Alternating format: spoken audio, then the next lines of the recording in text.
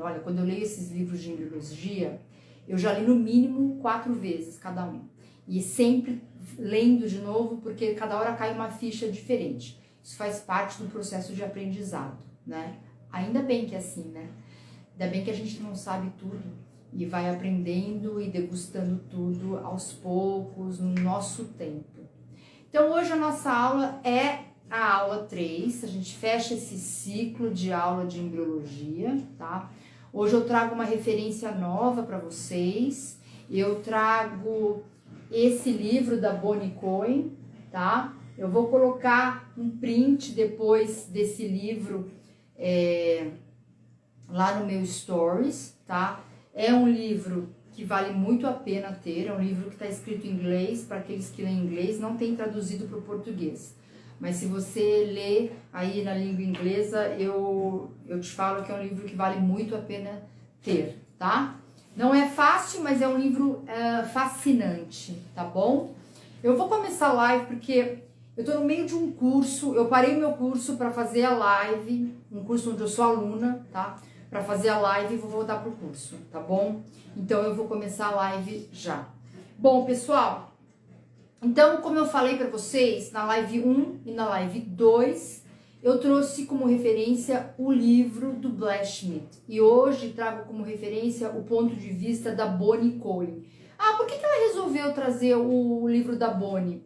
Primeiro porque eu sempre prezo por trazer para vocês várias referências de um mesmo assunto, até porque eu acho muito saudável a gente ter leituras de várias pessoas diferentes, né? Eu acho isso muito enriquecedor. Por quê? Porque às vezes a gente se identifica mais com esse ou com aquele, mas é importante nós sabermos o que temos no mercado e que é confiável.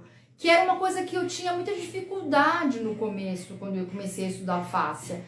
Quem fala disso? Quem fala daquilo? Quem eu confio? Quem eu não confio? Então, eu tô dando aqui para vocês, já com a minha experiência, o que é confiável, o que temos no mercado e tô te poupando de tempo de ficar investigando isso, às vezes sem saber para onde ir, para o que procurar. Então, hoje, a referência é esse livro da Bonnie Cohen. Bom, a Bonnie Cohen, ela divide, quando ela fala de embriologia, ela divide em padrões, tá? Então, tem o que ela chama de padrões pré-vertebrais. O que são os padrões pré-vertebrais? São os padrões que nós temos que antecedem o movimento no espaço. Então, eles são super importantes, são como as forças metabólicas do Blashmit. Por que eles são importantes? Porque eles vão nos explicar a nossa forma de se mover hoje aqui. Então, eu acho legal a gente resgatar isso na embriologia, esse entendimento. Porque uma vez que a gente entende o que vem antes, o que nos antecede, nós conseguimos, então, entender o que a gente está fazendo na prática. E ter uma prática muito mais eficaz. Então, vamos lá. Padrões pré-vertebrais da Bonnie Cohen são os padrões que antecedem os movimentos que acontecem dentro de um espaço. Quais são eles? Primeiro padrão, ela chama de padrão de vibração. E no padrão de vibração, a própria palavra já fala, né? Vibração, inclusive no workshop tem um vídeo maravilhoso de um cara chamado Michael Levin, que ele mostra, no primeiro dia após a concepção, como esse padrão de vibração é importante para ditar para as nossas células como ela vai se dividir, como ela vai se multiplicar, quem vai ser tecido, quem vai ser órgão, quem vai ser quem. E ele consegue fazer isso e fotografar isso. Então, o padrão vibratório da Bonnie Cohen fala sobre essa troca de informação que acontece lá nos primeiros dias do embrião e começa já a falar do que a gente usa muito hoje na nossa prática, condensar e expandir. É como se fosse o beabá do condensar e do expandir. O que você quer dizer com beabá, Ana? Eu quero dizer da coisa mais primitiva para a gente começar a pensar no condensar e no expandir, que aliás é uma linguagem que ela usa muito e que a gente se apropria hoje na nossa prática. Depois do padrão vibracional, padrão de vibração, vem o padrão de respiração celular. O próprio nome diz celular, então é a movimentação do fluido que acontece dentro de cada célula. E para quem já fez workshop com ela tem uma prática que é para incentivar essa respiração celular. Mas o que tem de importante nessa respiração celular? Primeiro, é o fluido dentro da célula, tá? Segundo, é um padrão rítmico de vibração transformando-se em respiração. Terceiro, olha que bonito. Aqui, nesse padrão de respiração celular, a gente começa a experienciar a quietude do interno, a presença do self. Então, a sementinha da quietude, da presença do self, se inicia nesse padrão de respiração celular. Depois, um outro padrão é o sponging, que se a gente traduzir para o português, seria de esponja. Nesse padrão, o fluido que estava dentro da célula, ele passa pela membrana. E aí começa já uma coisa chamada de equilíbrio entre o que passa e o que não passa. O que está aqui e o que está indo para a membrana e ultrapassando os limites da membrana.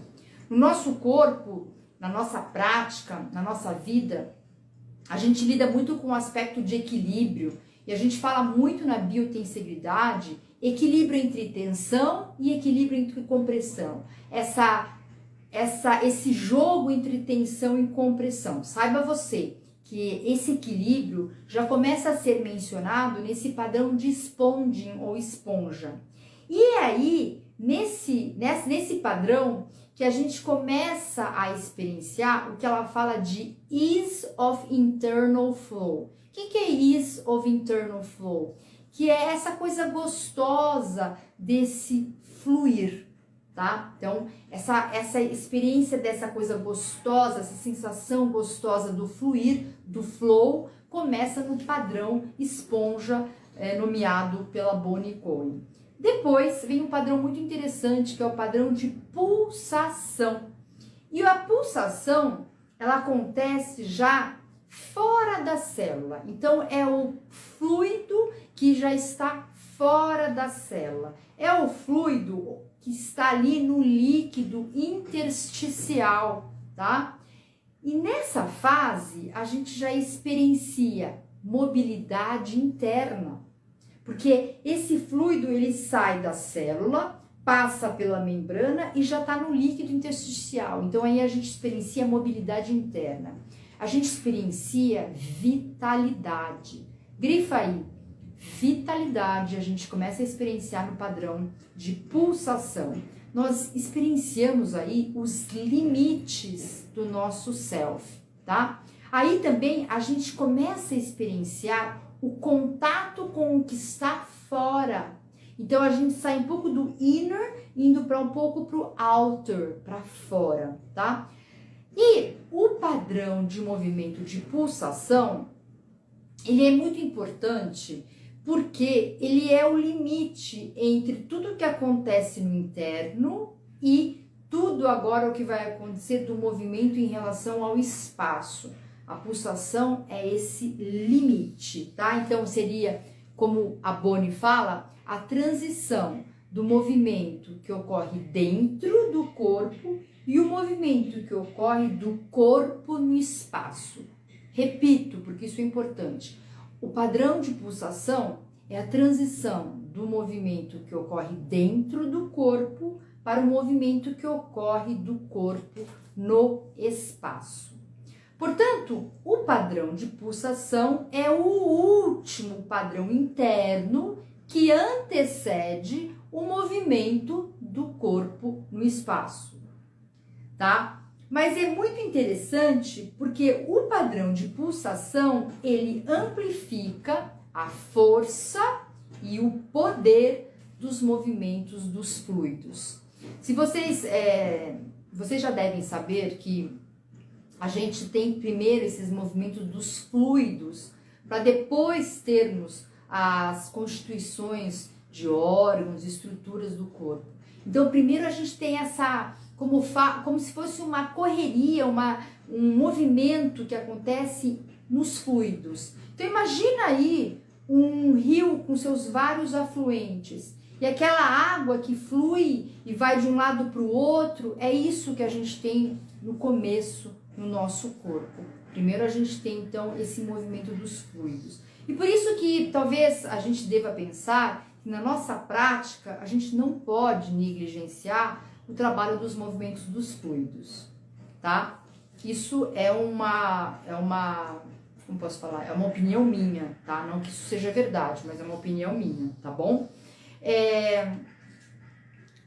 Uma pulsação diminuída, então assim, essa pulsação ela pode estar diminuída, né, em alguns embriões. O que isso vai representar? Vai representar uma diminuição de vitalidade. Eu não falei para vocês? Pulsação tem a ver com vitalidade. E aí fica muito claro a gente entender, porque a pulsação do coração expressa claramente vitalidade, certo?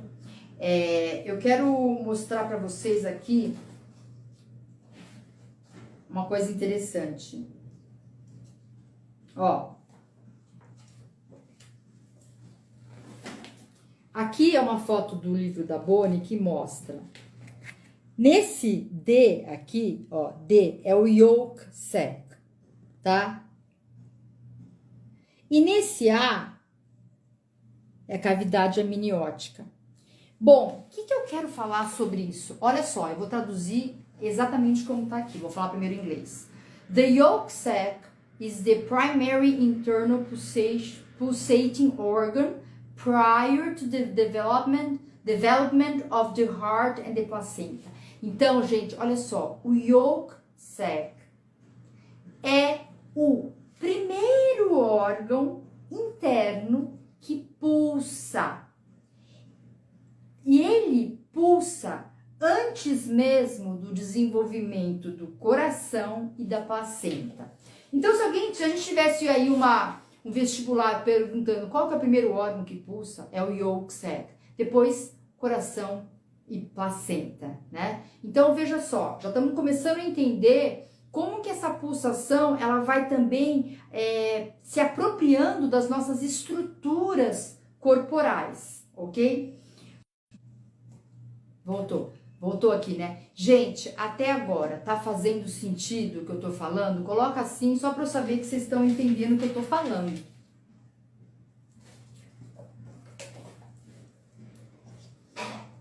Então, estão entendendo o que eu tô falando? Fala aí pra mim. Estão entendendo? Beatriz falou que tá. Que bom. Tony também. Oi, Tony. Que bom, gente. Assim eu sinto que eu não tô sozinha aqui. Muito bom. Andréia também. Obrigada, Andréia. Vamos seguir. Olha só. Isso é muito bonita essa frase. Então, o movimento de pulsação é a transição do ser para o estado de fazer. Grifa essa frase, depois quando você for meditar, reflete sobre essa frase. É uma coisa muito, acho que pessoal e singular, mas ela vai te trazer insights para a tua prática. Eu fiz isso e me ajudou bastante, tá? Então, volto a falar, o movimento de pulsação é um limite para possibilidade. Número 1, do senso de ser. Número 2, consciência interna. Número 3, vitalidade. Me parece aqui bastante que a Bonnie Cohen ama essa fase da pulsação. Ela descreve muito bem no livro e ela traz essas qualidades assim poéticas e que nos fazem refletir para poder impactar a nossa prática. Muito bom. Bom, agora vamos relacionar a nossa prática, né? Porque é disso que a gente precisa. Então, os movimentos de pulsação, nós vimos até agora, que vão anteceder os movimentos que acontecem do corpo no espaço. E quando a gente fala pulsação, eu quero que você me fale aqui no bate-papo, aonde que você sente que tem pulsação no teu corpo? Coração, que mais? Quais outros locais que você percebe que há pulsação no teu corpo? Enquanto você escreve, eu vou falando aqui. Número 1. Vou esperar vocês, vai. Aonde mais a gente sente o pulsar no corpo?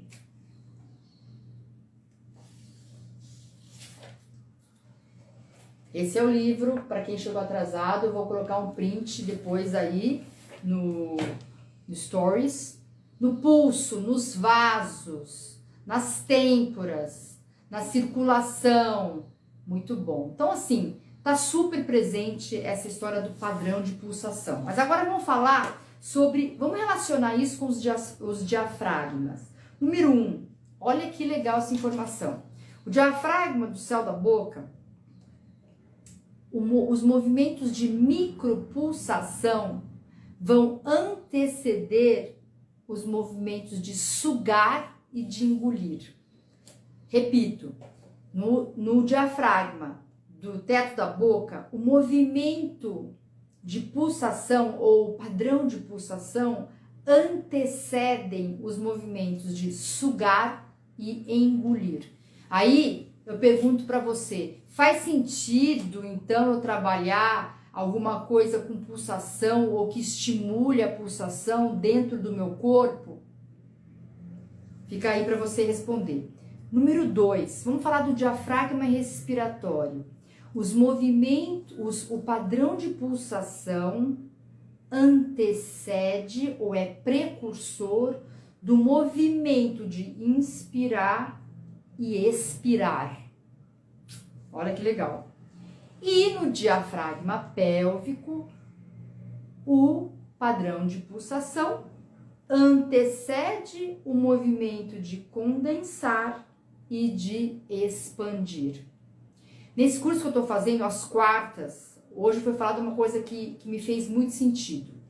Vamos supor, e ela estava falando eu estou fazendo um curso de focalização do Eugene Gangling, mas ela estava falando sobre o aspecto emocional que dá para a gente aplicar o conceito para a prática. Vamos supor que na nossa prática, eu estou lá com um cliente que está com uma dificuldade de sentir o que é expandir o diafragma pélvico. E isso é muito comum, né, gente? Então, eu fico lá tentando mostrar, martelando. Uma das saídas, e acho que uma das coisas inteligentes que a gente pode fazer é dar um passo para trás, lembrar qual que é o padrão que antecede o movimento de expandir e condensar. É o padrão de pulsar. Então, você se apropria desse saber, que é essa live de hoje, e começa a dar para o teu corpo informações sobre o pulsar. Depois você volta de novo na história do como expandir o meu diafragma pélvico. Então é como se você desse um passo para trás, solidificasse aquele conceito que antecede o que você está tendo dificuldade, porque se você está tendo dificuldade no expandir, é porque o conceito anterior não está bem alicerçado. Então você vai lá, reforça, revive, experiencia aquele padrão anterior, para isso que serve a embriologia, e aí depois você volta para a tua prática e vai lá fazer o expandir do assoalho pélvico. Faz sentido esse raciocínio que eu estou passando aqui para vocês com esse exemplo? Como pulsar o diafragma respiratório? Uma das formas do pulsar o diafragma respiratório é simplesmente a gente colocar o nosso paciente ou o cliente em contato com o que é expandir e o que é condensar. O que nós sentimos na expansão e o que nós sentimos no condensar. Então, o que eu te recomendo é trazer para sensações corpóreas que esse movimento lhe causa, ou seja, para a interocepção. Ah, que bom! O Lofísio falou que faz todo sentido, a Lívia também falou que faz sentido, muito bom. Então, pessoal, o que fica de importante aqui nessa aula do padrão de pulsação é a gente entender como é que esse padrão antecede alguns movimentos que nós temos hoje no nosso corpo e como que a gente deve fazer para que a gente possa se apropriar desse saber e trazer o benefício para a prática, tá bom? Então vamos fazer uma coisa muito simples agora, trabalhando o pulsar. Então eu tô lá com um cliente com uma baita dificuldade de sentir o pulsar no corpo através do exemplo que eu falei para vocês, do pulsar, do expandir do diafragma respiratório ou pélvico. Vamos lá, vamos voltar para trás, como eu falei, e fazer, então, uma experiência com um padrão de pulsação. Pega aí alguma coisa, eu peguei o Propex. Gente, o pessoal da comunidade teve aula do Propex no dia 15 de abril, essa aula. Se não está ainda disponível na plataforma, estará em breve, a gente está editando, tá bom? Líquidos e pulsar, isso é ouro. Muito bom, é isso aí, Tony. Vamos lá, pega alguma bolinha, eu peguei o Propex, eu quero que você pulse. Então, comece a fazer um movimento de pulsar. Só em uma mão aí. E enquanto eu falo com você, eu quero que você perceba para sensações desse pulsar no corpo. Gente, eu tô dando um exemplo aqui, não que só tenha esse modo de trabalhar. Existem 1000 formas de você trabalhar a pulsação, mas eu tô dando um exemplo aqui só para ilustrar. É um exemplo da Ana, tá? Então, comecei lá a pulsar.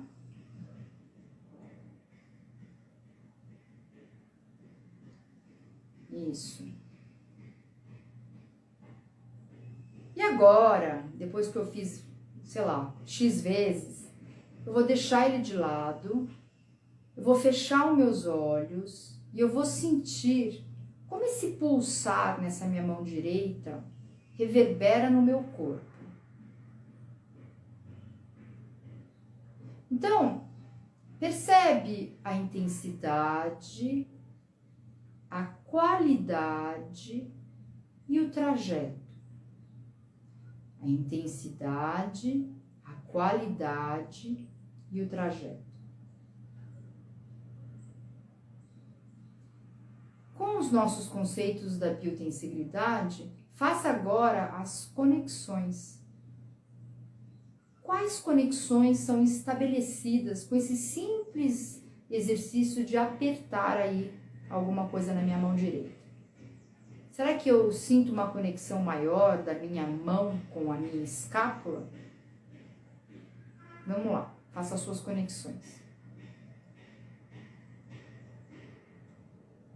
Muito bom. Então a gente fez um trabalho de interocepção. Pega aí essa bolinha, coloque entre as palmas das suas mãos e faça o pulsar agora. Enraiza bem os seus pés no chão, abre bem os seus pés no chão e pulsa. Pulsa aqui na tua mão, ó. Entre as mãos, pulsa. E começa a perceber como esse pulsar reverbera no teu corpo.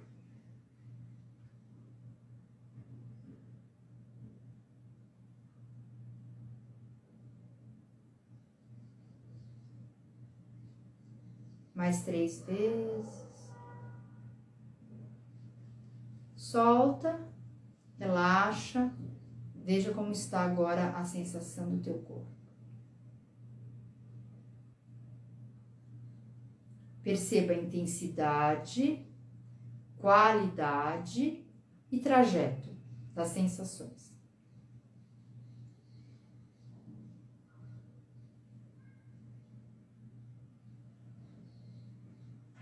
Volta de novo com a bolinha entre as mãos, aperta. E perceba se essa sensação, ela tem um trajeto, né, que vai da mão pro coração, pro externo, e se ela fica como se fosse um círculo aqui, ó, contínuo, né?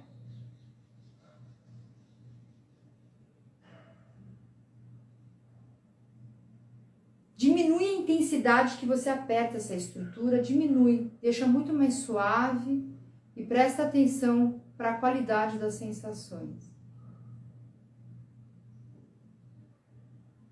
Então, a gente está reduzindo a intensidade do fazer para intensificar o sentir. Eu paro lentamente de apertar, trago as minhas duas mãos unidas nas minhas pernas aqui, repouso elas, continuo com as mãos unidas e percebo agora se eu continuo sentindo o pulsar.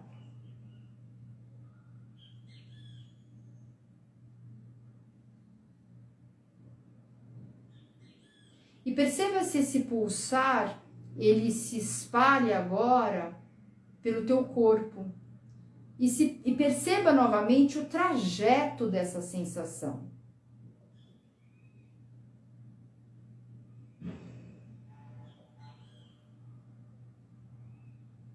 E agora, gente, preciosamente, eu quero que você perceba qual é a relação desse movimento com o teu corpo no espaço. Deu vontade de fazer algum movimento? São micromovimentos.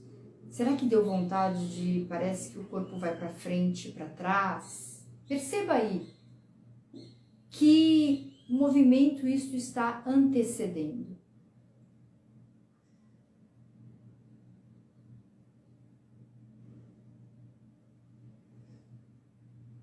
Muito bom.